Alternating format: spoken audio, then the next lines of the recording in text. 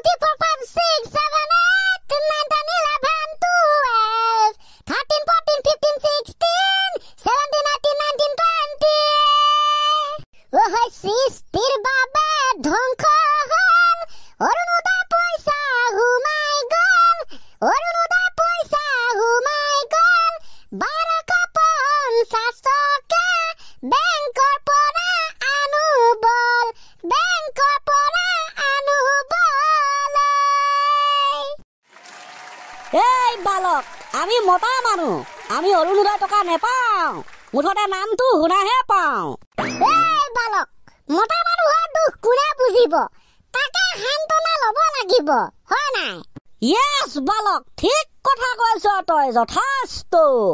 তেনেহ'লে বালক, কেইবাটাও ধুনীয়া ধুনীয়া প্ৰশ্নৰ উত্তৰলৈ আজি খণ্ডৰ ফালে আগবাঢ়ো। চলো অ বেছ চলো।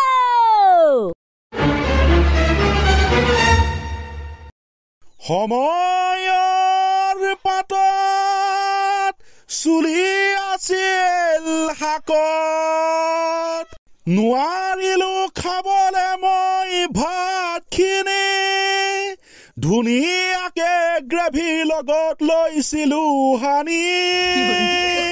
কৃষ্ণ কৃষ্ণ কৃষ্ণ।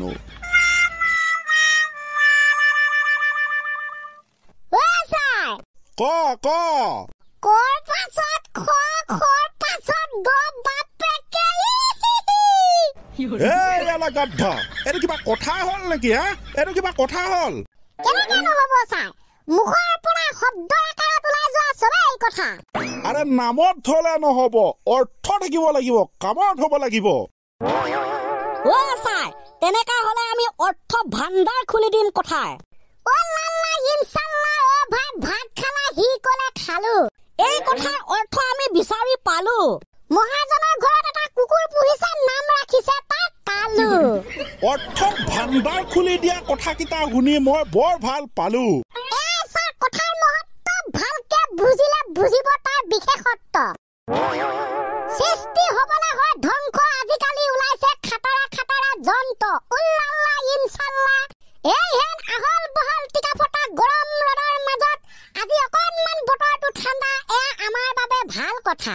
শিক্ষকে ক'লে, ঐ ল'ৰাহঁত, এই সোপা হোমৱৰ্ক তহঁতে কাইলৈ ঘৰত কৰি আনিবি, ষ্টুডেণ্টৰ বাবে এয়া বেয়া লগা কথা। আৰে তহঁতে কথা শব্দটো ওলাবলৈ পাইছিলেহে, ডেফিনেশ্যন দি মানে কথা মানে কি বুজাই আছ যে বুজিবলৈ মন নগ'লে বুজাই আছ। বুজাব পাৰিলে ভাল লাগে আৰু বুজিবনে? জানো পাই, যি ক'লে কৈ থাক, মোৰ তো মাথা পুৰা উতলি গৈছে। ধেৰ ধেৰ ধেৰ ধেৰ ধেৰ। ইনশাল্লাহ, অ'কে ছাৰ, দুটা শব্দত ফিনিছ কৰি দিছো। বিজেপি আঁতৰি দিয়া গৌৰৱ গগৈ আহিছে, এয়া বিজেপিৰ বাবে বেয়া কথা। কংগ্ৰেছ আঁতৰি দিয়া হিমু মামা আহিছে, এয়া কংগ্ৰেছৰ বাবে বেয়া কথা। পিতাইহঁতেও বেয়া কথাবোৰকে উদাহৰণ দি থাকিবি, ভাল কথা উদাহৰণ দিব নেজান। হয়তো ছাৰ। অ'কে অ'কে অ'কে গাইছ, খাই ভাল লাগে চিংৰা, তাক কয় চামোচা, লয় এটা 10 টকা। অ'কে অ'কে অ'কে, হ'ব হ'ব হ'ব, ইমানৰ পৰা মই আৰু নুশুনো। ঠিক আছে, মই প্ৰশ্ন সুধিম এতিয়া। জি আজ্ঞা মহাৰাজ। মহাৰাজ, এটা তহঁতে ৰামধেনু যে ইংৰাজীত ৰেইনবো বুলি কয়, ৰামধেনুৰ ৰং কেইটা জাননে নেজান? 7টা ছাৰ, 7টা, খেচাক খেচাক খেচাক খেচাক খেচাক 7টা। ঠিক আছে, 7টা। এতিয়া কি কি আছে সেইটো জান? SIMPLE চিম্পুল, বেঙুনীয়া, ঘন নীলা, নীলা, সেউজীয়া, হালধীয়া, সুমথিয়া আৰু ৰঙা।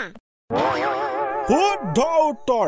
এতিয়া ৰামধেনুৰ ৰং 5টা, 6টা, 8টা, 4টাও থাকিব পাৰিলহেঁতেন, কিন্তু সেইটো নহয়, কিয় 7টা হ'ল? তাৰ কাৰণ কি জান? প্ৰশ্নৰ গতিবিধি দেখোন টানতকৈ টান, টানতকৈ টান, কঠিনতকৈ কঠিন হৈ গৈয়ে আছে। মোৰ প্ৰশ্নৰ উত্তৰ সেইটো কিন্তু নহয়। এইটো আচলতে ছাৰ সৃষ্টিকৰ্তাইহে গম পাব কি উদ্দেশ্য কৰি 7টা বনিলে মানে ৰব যুক্তি আছে, যুক্তি।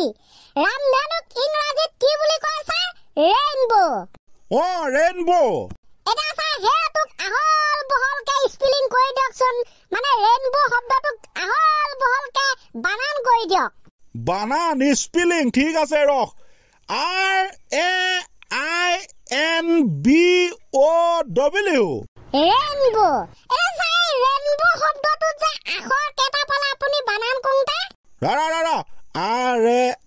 RAINBOW 4 7টা পালো 7টা তাত মানে লেটাৰ আখৰ আছে কথা হেতু আছে সিম্পল ৰেইনবো শব্দটোত 7টা লেটাৰ আছে তাৰ মানে 7টা ৰং খেদা হে অজলা জধলা অধলা হেতু 7টা আখৰ 7টা ৰং আখৰে 7টা ৰং 7টা বেছি আহল বহলকে নেভাবিব চাই এইবিলাক সিম্পল কৰি যাব লাগে এটা যুক্তি পাই যায় নহয় গতিকে তাতে সন্তুষ্ট হ'ব লাগে চা হয় নাই জানো পা তহঁতে ক'ত কেনেকে কি ধৰণে মিলাই দিও মই একো পাত্তাই নাপাওঁ ল'ৰাহঁত ক'ত পাত্তা পাব চাই এইবিলাক মানে খাতাৰ কথাটো চাই জানো পাই মই হ'লে একো ধৰিবই পৰা নাই ওকে চাই মোৰ এটা মানে চা সপোন আছে এই সপোনটো যোনে ফুলফিল কৰি দিয়ে তাক মই 2 লাখ টকা দিম চাই তোৰ কথা কি গ্যাৰান্টি আছে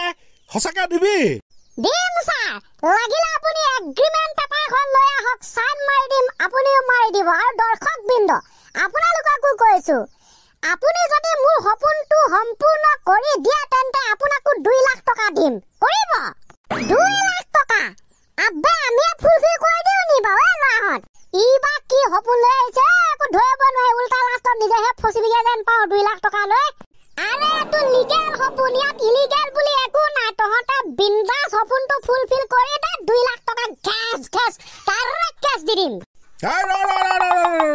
মই সপোন ফুলফিল কৰিম মই কৰিম এগ্ৰিমেন্ট পেপাৰ পাছত তো আগতীয়াকে সপোনটোৰ কথা ক 2 লাখ টকা কাক নালাগে হয় না চা আপোনাকো লাগে আপুনিহে পাৰিব ইহঁতকিটা নোৱাৰে চা মোৰ সপোন ফুলফিল কৰিবলৈ বাৰু গাইস প্ৰথমতে সপোনটো শুনি লওক তাৰ পিছত 2 লাখ টকা লৈ যাওক মোৰ সপোন ফুলফিল কৰি দেই আৰে ফাৰ্ষ্ট সপোনটোৰ কথা ক না ৰে চা মোৰ সপোনটো হৈছে 10 লাখ টকীয়া মালিক হোৱা আপুনি মোক 10 লাখ টকীয়া মালিক বনাই দিয়ক মই আপোনাক তাৰ প্ৰতিশ্ৰুতি হিচাপে 2 লাখ টকা দি দিম খেতা ও ইনশাআল্লাহ একটা মানে সপোন পূৰণ কৰিবলৈ অহা কিটা গুৰিয়াই মাৰিব হা আবে 10 লাখ টকা তোক মই মালিক বনাই দিম তাৰ পিছত 2 লাখ টকা পাম তোৰ সপোন পূৰণ কৰি দিম 2 লাখ টকা পাম হে আবে মই কোৱা নাছিলো উল্টা পুল্টা লাষ্টত হবগে বুলি নাই মোৰ একো কবলে নাই ভাং লোহাৰ হিকলি ভাং খাটাককে মাৰ তুলত মাৰি দে লোহাৰ হিকলি ভাগি যাব